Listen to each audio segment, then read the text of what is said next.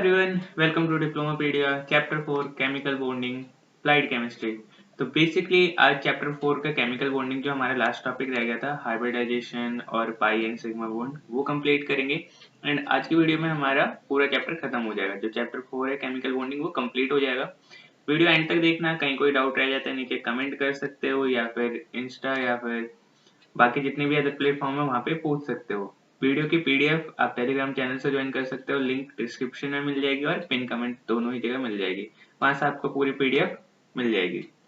तो video start करते हैं। जैसे बताया मैंने कि लास्ट पार्ट है इस वीडियो का, कुछ टॉपिक हमारे रह गया था तो वही कंप्लीट करना है। तो पहला टॉपिक जो है हमारा वो है टाइप्स ऑफ बॉन्ड। ठीक है, तो बेसिकली ये क्वेश्चन काफी टाइम आ चुका है पहले भी कि differentiate between sigma and pi bond.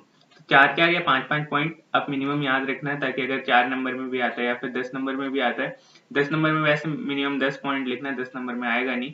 Basically 4 या फिर 2 नंबर का आता है। अगर 2 नंबर का आएगा तो फिर आप डेफिनेशन या फिर 2 पॉइंट लिख सकते हो, और 4 का आता है तो 5 पॉइंट लिख सकते हो। तो अगर मैं बात करूँ टाइप्स ऑफ ओवरलैप, ठीक है, ओवरलैप या फिर नेचर ऑफ कोवलेंट बॉन्ड के हिसाब से हमने दो कैटेगरी बनाई। पहली कैटेगरी है हमारी सिग्मा बॉन्ड की और दूसरी कैटेगरी हमारी पाई बॉन्ड की। ठीक है, तो यहाँ पे देख लो, ये हो गया हमारा एक सेकेंड, ये हो जाएगा हमारा सिग्मा बॉन्ड और ये हो जाएगा हमारा पाई बॉन्ड। ठीक है, तो यही दोनों दोनों में डिफरेंस की बात करें अगर हम, ठीक है, कि डिफरेंस क्या क्या है दोनों में, सिग्मा बॉन्ड और पाई बॉन्ड में क्या क्या डिफरेंस होता है। तो देखो पहला पॉइंट जो है हमारे पास डिफरेंस के लिए, फर्स्ट पॉइंट यहाँ पे, फर्स्ट पॉइंट क्या लिखा हुआ है, सिग्मा बॉन्ड, ये सिग्मा, ठीक है, ये सिग्मा का ये पर्टिकुलर सिंबल है और इसी तरीके से पाई, पाई जैसा होता है ये।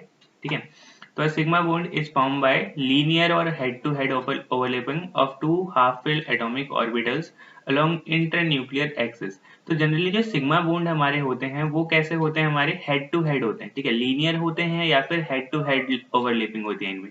ठीक है, हेड टू हेड का मतलब क्या है, हेड टू हेड का मतलब बेसिकली कुछ इस तरीके से कह लो कि एक ऐसा है हमारे पास बॉन्ड, ठीक है, दूसरा यहाँ से इस तरीके से ये ऐड हो जाएगा। तो ये जो ओवरलैपिंग हुई इनकी, ये वाली जो ओवरलैपिंग हो रही है ये क्या है, हेड टू हेड ओवरलैपिंग। ठीक है, तो इस टाइप की जहाँ पे ओवरलैपिंग हुई यहाँ पे कैसा बॉन्ड बन जाएगा हमारा, ये सिग्मा बॉन्ड बन जाएगा। ठीक है, तो यही पहला पॉइंट था हमारा, जो सिग्मा बॉन्ड होता है वो कैसा होता है, लीनियर होता है या फिर हेड टू हेड ओवरलैपिंग होती है इसमें। और ओवरलैपिंग भी किस में होती है, हाफ फिल एटॉमिक ऑर्बिटल्स में होती है। ठीक है, कंप्लीटली फिल होंगे तो फिर वो ओवरलैप नहीं करेंगे क्योंकि उन्हें इलेक्ट्रॉन ही नहीं चाहिए एक्स्ट्रा। हाफ फिल जो भी एटॉमिक ऑर्बिटल्स होंगे उन्हीं के बीच में क्या होती है, ओवरलैपिंग होती है। और जब हेड टू हेड ओवरलैपिंग होगी तो वहां पे बॉन्ड कौन सा फॉर्म हो जाएगा, हमारा सिग्मा बॉन्ड। पहला पॉइंट समझ में आ गया होगा। सेकंड पॉइंट देखो, sorry first point pi bond का। अब पाई बॉन्ड कहाँ पे फॉर्म होते हैं, अब pi bond is form by side way या फिर parallel overlapping of two half fill atomic orbital. ये भी पॉइंट हमेशा याद रखना। अभी बताया मैंने कि जब भी बॉन्डिंग होगी, जब भी ओवरलैप करेंगे, हमेशा कौन से करेंगे, हाफ फिल एटॉमिक ऑर्बिटल। अब यहाँ पे कैसे कह रखा है, क्या कह रखा है इन्होंने, पैरेलल ओवरलैपिंग होनी चाहिए या फिर साइड वे। पैरेलल या साइड वे का मतलब क्या, मान लो यहाँ पे एक एटॉमिक ऑर्बिटल हमारा ऐसे, ठीक है, और दूसरा ये इस तरीके से। ठीक है, तो यहाँ पे जो ये ओवरलैपिंग हो रही है ये वाली, ये पर्टिकुलर पॉइंट पे और ये पर्टिकुलर पॉइंट पे, यहाँ पे बॉन्ड कौन सा, ये हो गया हमारा पैरेलल। ठीक है, दोनों पैरेलल ही है। यहाँ पे क्या था, एंड टू एंड हो रहा था, हेड टू हेड हो रहा था। यहाँ पे कैसे दोनों पैरेलल है एक दूसरे के। ठीक है, तो यहाँ पे जो बॉन्ड बनेगा वो कैसा बनेगा हमारा, यहाँ पे पाई बॉन्ड बन जाएगा। ठीक है, यहाँ पे भी कैसा बॉन्ड बन जाएगा, पाई बॉन्ड बन जाएगा। ठीक है, दोनों का फर्स्ट पॉइंट समझ में आ गया होगा। ये चीजें भी आगे आपको देखने को मिल जाएगी जब हम डायग्राम देखेंगे, हेड टू हेड और पैरेलल। तो फर्स्ट पॉइंट हो गया। सेकंड पॉइंट देखो, due to high extent of overlapping sigma bond is strong bond. अब जो सिग्मा बॉन्ड होते हैं वो कैसे होते हैं, हमारे स्ट्रॉन्ग बॉन्ड होते हैं। स्ट्रॉन्ग बॉन्ड क्यों होते हैं, क्योंकि इसमें ओवरलैपिंग ज्यादा होती है। ठीक है, ये पूरा यहाँ तक आएगा, अभी आगे दिखाऊंगा मैं आपको डायग्राम में। तो सिग्मा बॉन्ड जो होते हैं वो ज्यादा स्ट्रॉन्ग होते हैं, बट वही कंपेयर करें हम पाई बॉन्ड, तो पाई बॉन्ड क्या होते हैं, हमारे वीक होते हैं। ठीक है, जनरली ये वीक होते हैं क्योंकि इसमें ओवरलैपिंग बहुत कम होती है, इसमें ओवरलैपिंग ज्यादा होती है। ठीक है, तो इसलिए स्ट्रॉन्ग होते हैं और ये वीक होते हैं। Third point, electron density is maximum along the bond axis. अब इनमें क्या है, जो इलेक्ट्रॉन डेंसिटी होती है वो ज्यादा होती है। ठीक है, ओवरलैपिंग ज्यादा हो रही है तो इलेक्ट्रॉन डेंसिटी भी ज्यादा होती है बॉन्ड एक्सिस के अराउंड। और यहाँ पे जो इलेक्ट्रॉन क्लाउड होता है हमारे पास अबव एंड बिलो इंटरन्यूक्लियस एक्सिस, वो ज्यादा होता है। मान लो ये एक्सिस है, इसके ऊपर और इसके नीचे, ये वाला पॉइंट जहाँ पे ओवरलैप कर रहे हैं वहां पे इलेक्ट्रॉन क्लाउड ज्यादा होता है। Fourth point, compound position sigma bond are stable and less reactive. जो भी सिग्मा बॉन्ड कंपाउंड्स बनाते हैं, जितने भी कंपाउंड जो सिग्मा बॉन्ड बना रहे हैं वो जनरली क्या होते हैं, स्टेबल होते हैं और लेस रिएक्टिव होते हैं। ठीक है, वही बात करें हम पाई बॉन्ड की, तो जितने भी कंपाउंड्स जो पाई बॉन्ड बनाते हैं वो क्या होते हैं, मोर रिएक्टिव होते हैं और लेस स्टेबल होते हैं। ठीक है, चौथा पॉइंट हो गया। पांचवा point, pre rotation is possible along sigma bond. ठीक है, अब इनमें क्या है, रोटेशन पॉसिबल होता है, इजीली ये रोटेट कर सकते हैं। बट यहीं पे अगर बात करें पाई बॉन्ड की तो पैरेलल है, क्योंकि पैरेलल ओवरलैपिंग हो रही है, तो यहाँ पे जो रोटेशन होता है वो नहीं हो पाता, प्रोहिबिटेड है। ठीक है, लास्ट पॉइंट, इट में be form by SS orbital. ठीक है, एसएस ऑर्बिटल के थ्रू भी फॉर्म कर सकता है सिग्मा बॉन्ड, एसपी के थ्रू भी कर सकता है, और पीपी ओवरलैप, तीनों तरह की ओवरलैपिंग हो सकती है किसमें, सिग्मा बॉन्ड में। बट पाई बॉन्ड ऑलवेज किसके बीच में बनता है, पीपी ओवरलैप के बीच में। ठीक है, जब पी और पी ऑर्बिटल आपस में पैरेलली ओवरलैप करते हैं तो वहां पे कौन सा बॉन्ड बनेगा, हमारा पाई। बट इसमें सिग्मा एसएस भी बन सकता है, एसपी भी बन सकता है, और पीपी भी बन सकता है। तो ये हो गया हमारा differentiate between sigma and pi bond, काफी इंपॉर्टेंट था। आई थिंक आपको समझ में आ गया होगा, नहीं आया तो नीचे कमेंट कर सकते हो। नेक्स्ट बढ़ते हैं। एक कभी कभी 2 नंबर का क्वेश्चन आता है, ये कोऑर्डिनेट बॉन्ड हमारा। ठीक है, what is coordinate covalent bond, coordinate covalent bond क्या होता है, ये वाला पॉइंट देखो। इसमें जनरली पहले डेफिनेशन देखे तो डेफिनेशन में क्या कहते हैं हमारा, a coordinate covalent bond in which the bond pair of electron is contributed by one of the combining atom but share by both of them is known as coordinate covalent bond.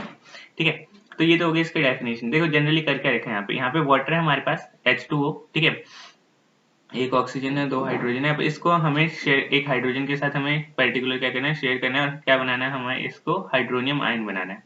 तो ये करेगा क्या, इसके पास जो ये lone pair वाले electrons है, ये एक इलेक्ट्रॉन शेयर करेगा इसके साथ। ठीक है, और यहाँ पे क्या बन जाएगा, बॉन्ड बन जाएगा। ठीक है, तो इसने इलेक्ट्रॉन शेयर किया बट बॉन्ड बनाया तो दोनों के पास ही आया। ठीक है, तो यहाँ पे ये जो बॉन्ड बना हमारे पास, ये वाला बॉन्ड, ये क्या कहलाएगा, हमारा कोऑर्डिनेट बॉन्ड। तो 1 मार्क्स की कई बार डेफिनेशन आ जाती है, डिफाइन कोऑर्डिनेट कोवेलेंट बॉन्ड, तो आप ये डेफिनेशन लिख सकते हो। नेक्स्ट और मोस्ट इंपॉर्टेंट जो है हमारा हाइब्रिडाइजेशन। हाइब्रिडाइजेशन, ठीक है, अब देखो हाइब्रिडाइजेशन क्या होता है, मेनली हमें यहाँ पे क्या पता चलता है, शेप पता चलता है। ठीक है, बेसिकली हम शेप के लिए हाइब्रिडाइजेशन करते हैं in order to describe geometrical shape. क्या है उसकी ज्योमेट्रिकल शेप है किसी की भी, वेरियस मॉलिक्यूल, जितने भी अलग अलग मॉलिक्यूल्स हैं, तो उसी को शो करने के लिए हमारे ये कॉन्सेप्ट आया था हाइब्रिडाइजेशन। लाइक जैसे मान लो लीनियर शेप है, तो एस और पी ऑर्बिटल के बीच में, तो ये हो गया हमारा लीनियर शेप। ठीक है, 180 का एंगल होता है इनके बीच में। अगर मान लो ट्रायंगल बाइप्लेनर, ये है लीनियर शेप आपकी। ठीक है, और ये हो गया हमारा ट्रायंगल प्लेनर, तो इस तरीके से ट्रायंगल प्लेनर 120 का एंगल बनता है इनके बीच में।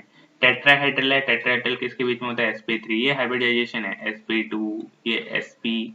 ठीक है, एक s ऑर्बिटल, एक p orbital, s orbital, 2 p orbital, s orbital, 3 p orbital.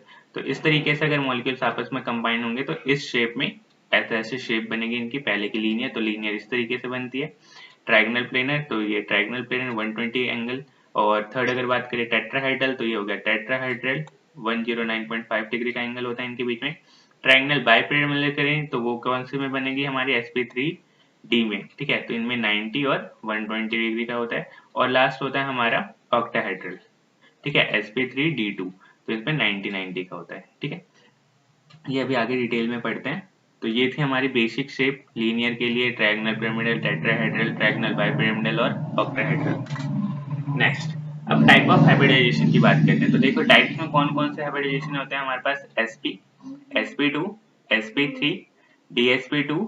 ठीक है, sp3d और sp3d2। ठीक है, बेसिकली आपका तीन ये आना चाहिए, sp, sp2, sp3। बाकी ये तीन समझ नहीं भी आएगा तो चलेगा, बट बेसिकली ये तीन तो आने ही आने चाहिए। तो ये हो गए टाइप्स। पहला टाइप पढ़ते हैं। पहला टाइप क्या है हमारे पास, sp हाइब्रिडाइजेशन। देखो जैसे नाम से पता चल रहा है s और p ऑर्बिटल आएंगे इसमें। तो sp hybridisation involve the intermixing of one s orbital. ठीक है, एक s ऑर्बिटल होगा और एक p ऑर्बिटल होगा हमारे पास। ठीक है, of an atom form two equivalent sp hybridise orbital. Each sp hybridise orbital possess 50% जो होगा उसमें s कैरेक्टर होगा और 50% क्या होगा उसमें p कैरेक्टर। अब ये होगा कैसे, तो ये मान लो ये है हमारे पास s ऑर्बिटल का शेप। ठीक है, और ये हो गया हमारा p ऑर्बिटल। अब ये आपस में जैसे हाइब्रिडाइज होंगे तो होगा क्या, ये बन गया हमारा लीनियर शेप। अभी अभी हमने पढ़ा था, यहाँ देखो sp के लिए शेप क्या होता है, लीनियर। ठीक है, ये लीनियर शेप होता है। तो सेम यहाँ पे भी s और p ऑर्बिटल जैसे आपस में मिक्स होंगे तो क्या हो जाएगा, यहाँ पे शेप बन जाएगी हमारी sp हाइब्रिडाइज। ठीक है, 50% कैरेक्टर s के और 50% कैरेक्टर किसके आ जाएंगे, हमारे p के। ठीक है, दोनों आपस में मिक्स हो जाएगा और ये sp ऑर्बिटल लीनियर के फॉर्म में बना लेगा। कुछ इस तरीके से मान लो ये p ऑर्बिटल हो गया, p हो गया हमारा, यहाँ पे एक s ऑर्बिटल लग जाएगा और यहाँ पे एक s ऑर्बिटल लग जाएगा। ठीक है, ये बन गया हमारा sp ऑर्बिटल।